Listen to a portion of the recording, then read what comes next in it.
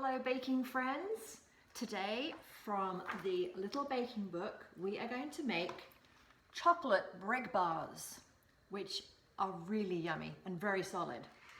I'm going to show you how to make it in this very big pan here. Let me get a little oven mitt so I don't hurt myself. In this big pan here I have 4 ounces of unsalted butter, 8 ounces of dark chocolate broken up into pieces, and one 14-ounce can of condensed milk.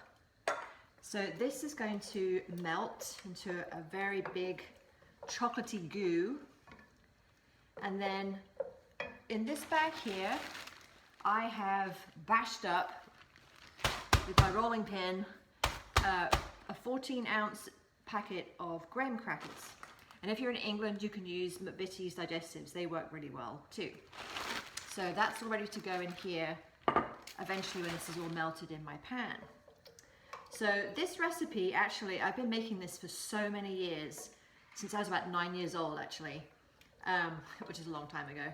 But my mum found it on the radio in the mid-70s, mid-late 70s. Some DJ had said, you need to make this recipe, and it was super easy, so we've been making it for that many years, and she used to make it as a dessert for her friends at dinner parties, and so I've just been making it for kids here. It's a really easy recipe. It only has a few ingredients. It's actually really good for if you're going on picnics or taking a dessert to somebody as a gift or as a party, because it transports really well. It sort of comes out like a kind of a fudgy, rocky road kind of texture, so it's kind of bulletproof. You can take it most places. It's very fun for younger children to make because it's very simple. The only thing that's kind of tricky, I would say, is that you're handling a very big pot here. So when we transfer this mixture into the pan, it's quite difficult and heavy, so I definitely get some grown-up help there. But this part for kids is really fun. Giving them a bunch of crackers to smash up, perfect. Or if you want to do it yourself, if you have something to get up your system, then I would do it yourself. But that's the easy part, and that's kind of fun to have kids involved when you're doing that. So alongside here I have I think it's about, how big is it? 12 by 9 by 1 pan that I have lined with foil. This really helps when you're lining it with foil, because you put the mixture in here and flatten it out and refrigerate it. And when it's time to cut it and take it out, you can literally peel the foil away and lift the whole thing out. Peel the foil off the chocolate and chop it up into pieces. So it saves a lot of washing up. It saves a lot of messy handling of chocolate sticky stuff. And actually is sort of a nice way just to remove and take care of the dessert when it's made. So I'm going to use 2 mats here. I'm pretty done with the mixture here. Let me show you. Super chocolatey, nice and smooth. So I'm going to take it off the heat, turn this down, and I'm going to add all the bashed up graham crackers, like that. I always wash and reuse these. There's no real need to throw it away immediately. It's a really good bash up bag. That was a technical word, bash up bag. So I don't mind, just rinsing that out and reusing it. So you mix up the graham crackers with the chocolate mix here. I don't know if you can see that. Oh, it's really heavy. There we go.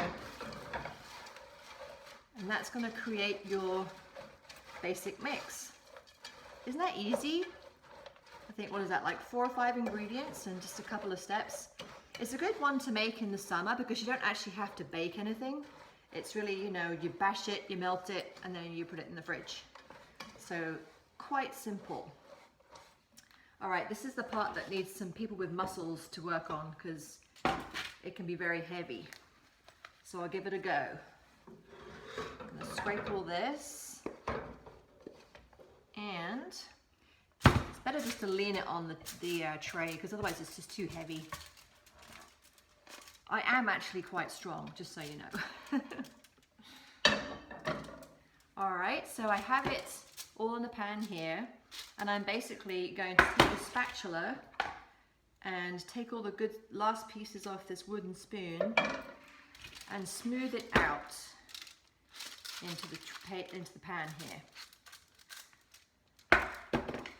And what we'll do is we'll let this get to cool down a little bit outside in the kitchen here, so it's just at room temperature. And then when it's cooled off a bit, I'll pop it in the fridge. And I would keep it in there for, you know, at least a couple of hours, maybe up to 4 hours, just to get it really solid. And then you can remove it, take the foil off, chop it up, and then you can serve it, keep it, whatever you want to do with it. Here. See, doesn't that look good? It smells amazing. And then as you keep it, you can actually either keep it in the fridge if you like them really cold, or just put them in an airtight container, and they'll keep for a good 4 or 5 days, so you'll be fine. So that's it. So I hope you enjoy those chocolate brick bars. If you make it, send me some pictures and show me on Instagram, Julia Meshta Books, and check back for some more videos, and we'll get creative in my kitchen again and make something yummy. All right, take care.